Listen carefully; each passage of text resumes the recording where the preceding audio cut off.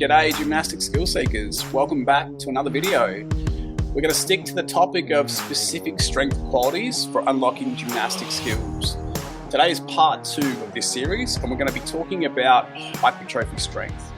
So if you want to build lean muscle, shred some body fat, tone up and increase your strength while working towards your gymnastic skills, this is a video for you. In the first video of this series, we spoke about relative strength, and relative strength training is all about training the neurological system so that we can produce higher levels of force. Today, we're talking about hypertrophy training, which is all about increasing lean muscle mass. Just to do a quick recap, there are 4 different strength qualities we can be training for. Number 1 is relative strength, training that neurological system to increase our force production and our force output. Number 2 is functional hypertrophy. This is a little bit of a mix of relative strength and hypertrophy. It's about building lean muscle mass and increasing strength at the same time. And I'm going to talk about this in my next post. Number 3 is all about hypertrophy strength. And that's the topic for today. It's really about building size and increasing lean muscle mass. Number 4 is called strength endurance. This is about improving aerobic fitness and muscle endurance, and I'll talk about this in a future post. So today's topic is hypertrophy training. What is hypertrophy training? It's all about building lean muscle mass. Now, it doesn't necessarily mean you're going to get massive and look like a bodybuilder. Unfortunately, many people shy away from hypertrophy training or get scared off the idea of hypertrophy training because they don't want to become massive. However, hypertrophy training is not solely about getting jacked. It's used to increase lean muscle mass, reduce body fat, improve health markers, enhance aerobic fitness, and strengthen the muscular system. So muscles, connective tissues, joints, all the things that we need to condition or look after to decrease the chances of injury. A couple of things I want you to know about or understand about lean muscle. Muscle is metabolic. So the more muscle you have, the greater your daily calorie demand will be, which means you're going to need to eat more. To maintain and gain lean muscle, you don't want to be in a calorie deficit. You want to be in a calorie surplus. So this is a common mistake a lot of people make when they're doing hypertrophy training, is trying to cut back on too many calories. You at least need to be on a maintenance level if you're going to start to see the benefits of hypertrophy training. Muscle is metabolic, okay? The more muscle you have, the hotter your metabolism runs, which is a good thing. If you're looking to improve your body composition, if you're looking to drop body fat, you want to increase your metabolism. You want it to run hot. You want to put fuel on the fire. So nutrition is a key part of this. It's a big topic. I'm not going to talk about it too much today, but I just want you to be aware that you need to be eating a calorie surplus or at minimum maintenance level for the hypertrophy stuff to work. Number 2 is muscle is contractile. And what I mean by that is muscle helps us produce force. The more muscle you have, the greater the potential for your force production. But just because you're big doesn't mean you are strong. You will still need to be doing strength training, lifting heavy weights and training that neurological system so that you can activate more muscle units and actually use that muscle fiber to produce force. So although hypertrophy training helps us build muscle, it doesn't necessarily help us increase exponentially our strength levels. That's why it's good to do an undulating periodization program where we're mixing up hypertrophy and relative strength, which I'll talk about, in a future post. The saying that stronger people are harder to kill is actually very true. The amount of lean muscle mass you have is connected to your overall health and your lifespan.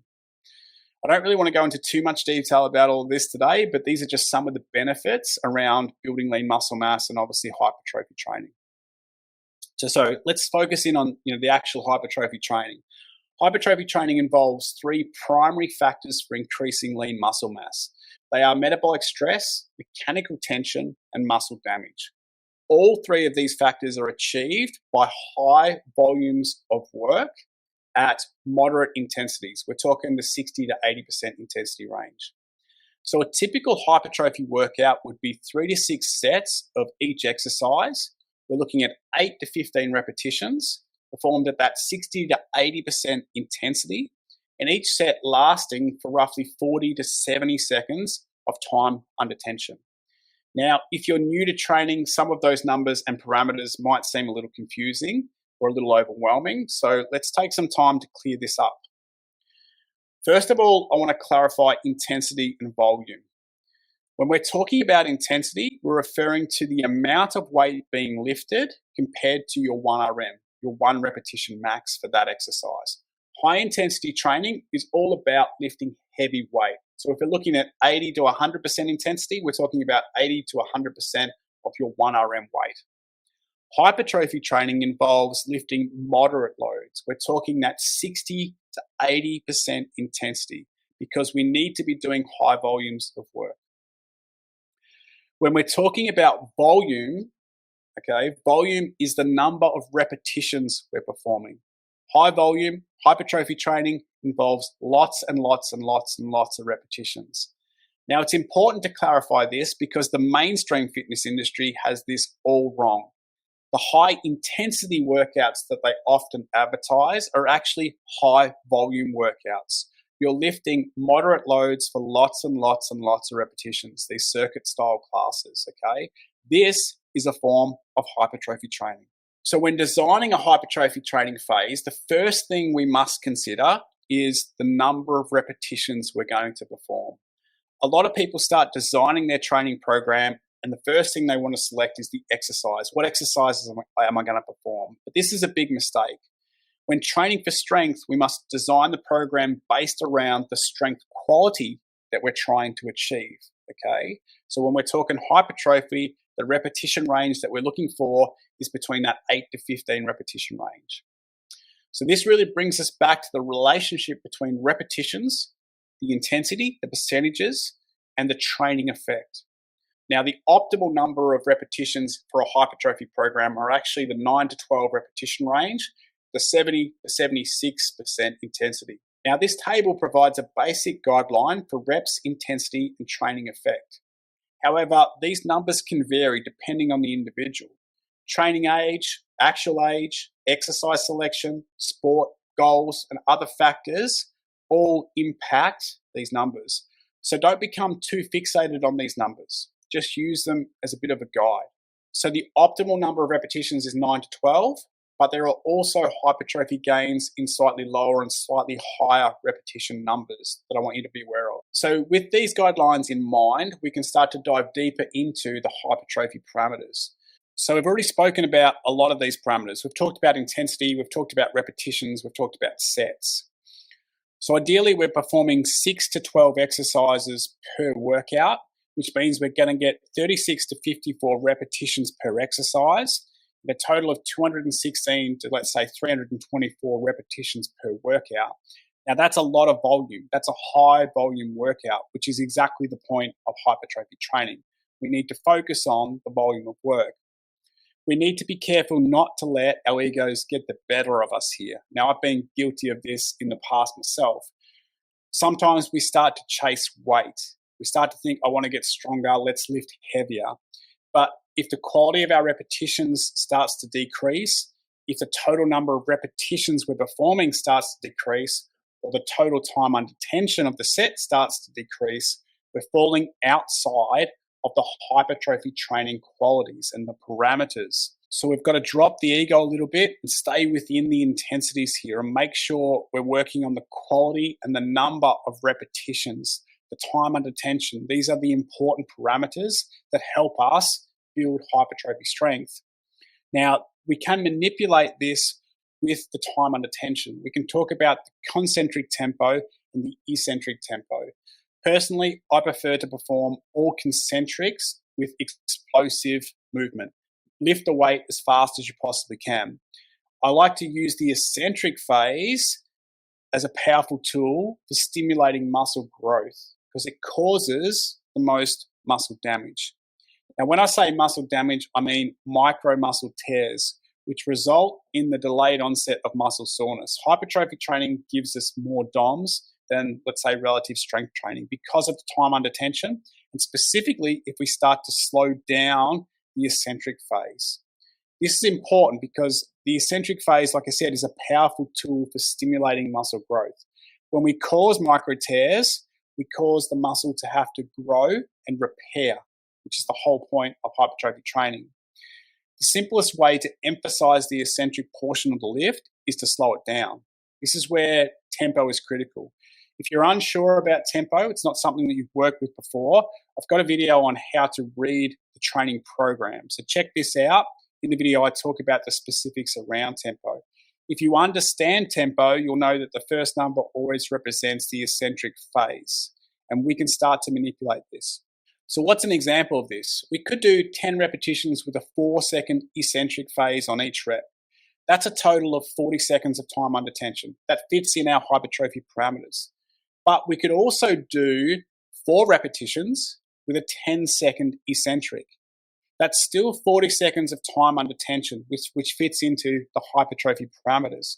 Yes, the total number of repetitions, just 4 reps, isn't inside the optimal hypertrophy range, but the time under tension is. Now remember that table, the relationship between the reps, the intensity, and the training effect? That's just guidelines. We can work outside of these tables and still get a particular training effect. If the time under tension fits within hypertrophy training, then the effect is going to be hypertrophy. Now, one of my mentors, and I refer back to Charles Poliquin a lot, but he was a world-renowned strength and conditioning coach. And one of his strength training principles was the number of repetitions done for a given time under tension dictates the training effect. The training effect will be hypertrophy as long as the time under tension fits between that 40 to 70 second range. Now, this is important because a lot of calisthenics, bodyweight, gymnastics athletes just pump out repetitions as fast as they possibly can. Push-ups, rows, pull-ups, it's all about speed. But there's no focus on the time under tension, and there's often very little focus on the eccentric portion of the lift. Doing 10 push-ups as fast as you can has a very different training effect to doing 10 push-ups with a 4-second eccentric on each repetition. The latter is going to deliver far more hypertrophy gains. So don't let the ego get the better of you here and just start pumping out repetitions. Slow it down, stick to the tempo, and reap the rewards of hypertrophy training. Now, a common way to elicit hypertrophy gains is to increase the eccentric time under tension. One of my favorite workouts is to do 40 seconds in the eccentric phase of weighted chin-ups and weighted dips. So we could do this as a superset. We could start with A1 doing 1 rep of a weighted eccentric chin-up, taking 40 seconds to go from the top to the bottom, resting 90 seconds, and then doing exactly the same with the dip. Weighted dips, starting at the top, taking 40 seconds to go from the top to the bottom. This is a hypertrophy program because the total time under tension is 40 seconds. Now, this is a great way to strengthen the upper body muscular system. We're talking muscle, connective tissue, and joints. Now might be a good time to talk about hypertrophy training and injury prevention, or even injury rehabilitation. Hypertrophy training uses moderate loads for high volumes of work, which causes muscle damage, which leads to muscle growth and repair. So hypertrophy training stimulates growth and repair. It sets the body in a certain state, a certain hormonal state that's going to help repair the muscle tissue. Now, I'm not saying that hypertrophy training is the magic solution to all of our injuries, but when used correctly, it can be a valuable tool for injury rehabilitation and injury prevention. My advice is never to push through pain. You want to try to find a movement that allows you to train the injured area, work through as much range of motion as possible without causing too much pain. Injury prevention and rehab is a huge topic that I just don't have time to talk about in this post, but some good old hypertrophy training is often a very good place to start. So let's talk about hypertrophy training methods. There are lots of different ones out there. You might have heard of pre-exhaustion technique, supersets, forced reps, drop sets, or even giant sets, just to name a few. My advice is to pick one and stick with one for a phase of training. Don't mix lots of different hypertrophy methods into one phase, because then you won't know what works and what doesn't work. Slow it down, stick with one method, try it out for a few weeks, see how it affects you and what your progress is like. Now, you might be wondering how we can apply hypertrophy training methods to our gymnastic strength training. I think a lot of people wonder if bodyweight training is going to help them build lean muscle mass and drop body fat, or if they're better off lifting weights. But now that you understand the hypertrophy parameters, you understand that it's not the specific exercise selection that dictates the training response. Yes, we need to be able to choose an exercise that allows us to perform 9 to 12 repetitions, multiple sets, and stay within the 40 to 70 seconds of time under tension per rep. But we can choose body weight movements or we can choose weighted movements. So when designing your hypertrophy program, let's say you can only do 5 ring dips or stay on the rings for 20 seconds. That's not an exercise that you should choose for this hypertrophy phase. You're going to have to scale that back. Maybe it's going to be dips on the P-bars. Maybe it's going to be push-ups. Maybe it's going to be incline push-ups. What exercise can you do that allows you to stay within the hypertrophy training parameters? Remember, it's not the exercise that dictates the training response. It's the parameters of the training. It's the volume of reps. It's the intensity. It's the time under tension. It's the rest periods. This is what's going to dictate the hypertrophy response. Often this can be easier to control with weighted movements. We understand what weight we're lifting. We can calculate our percentages on this. We can do testing. It's just a lot easier to be able to scale back a lot of weighted movements because we have more control. If you're working on, let's say, a handstand push-up and your 1RM is one rep of a freestanding handstand push-up, well, what scaled variation can you do for that 9 to 12 repetitions with 40 seconds of time under tension? Is there a scaled variation you can do? Or would you be better off choosing an overhead barbell press in a hypertrophy phase? That strength development, that hypertrophy development you're going to get from the overhead press is going to be transferable to the body weight movement in the future when you come back to it. So I think it's wise that we really think about this and we choose our battles wisely. Is there a body weight movement I can do in this hypertrophy phase that's going to help me get closer towards my goals? Or do I need to substitute that body weight movement in this phase for a weighted movement that's going to help me progress faster? The end goal is to unlock new gymnastic skills, be able to do more repetitions of our gymnastic skills. And we can use weighted movements to build transferable strength that's going to help us. But we also need to think about the flexibility demands and the skill development demands of our gymnastic skills. Yes, it helps to be strong.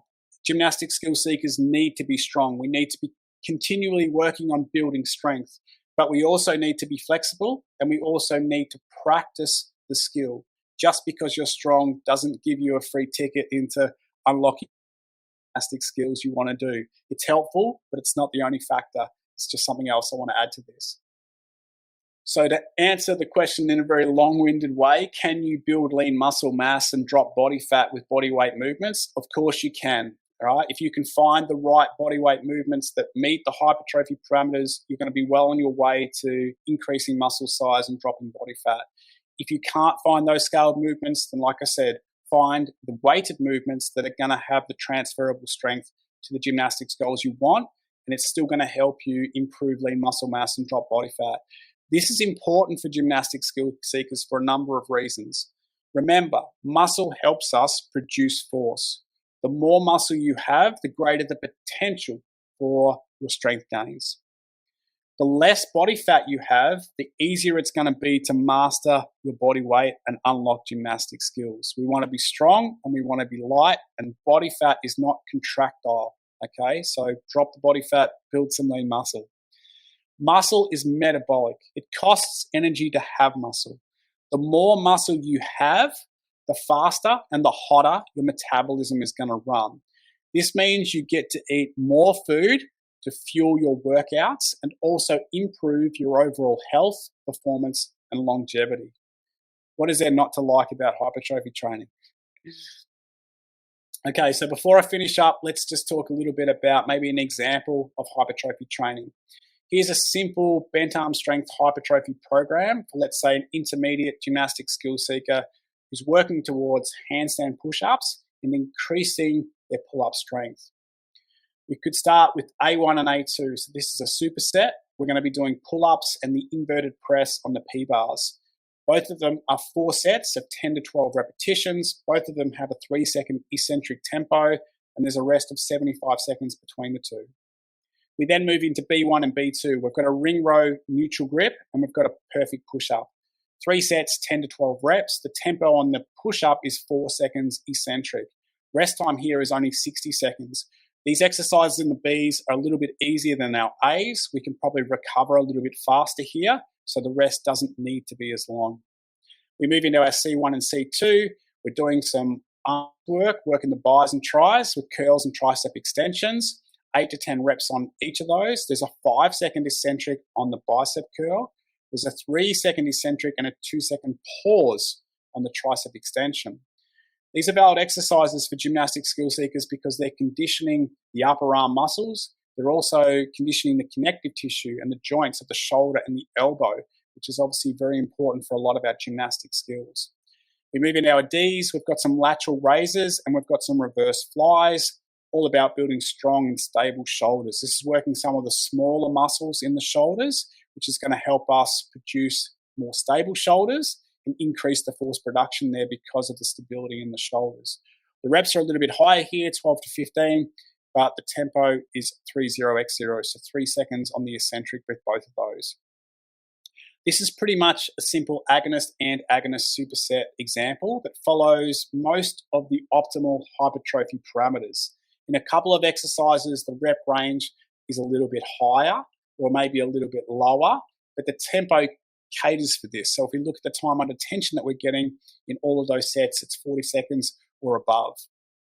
So if you're looking for more hypertrophy ideas, like I said before, check out different hypertrophy training methods, pre-exhaustion technique, supersets, forced reps, drop sets, or even giant sets. If you're an adult gymnastic skill seeker who wants to build a strong foundation in bodyweight strength, you might want to check out the Building Bodyweight Strength skill-based series on the Sustainable Training Method website. I'll leave the link below. This program is designed for gymnastic skill seekers who want to unlock their first strict chin-up and improve their perfect push-ups. Everyone can build the strength to get their first strict chin-up and to do perfect push-ups.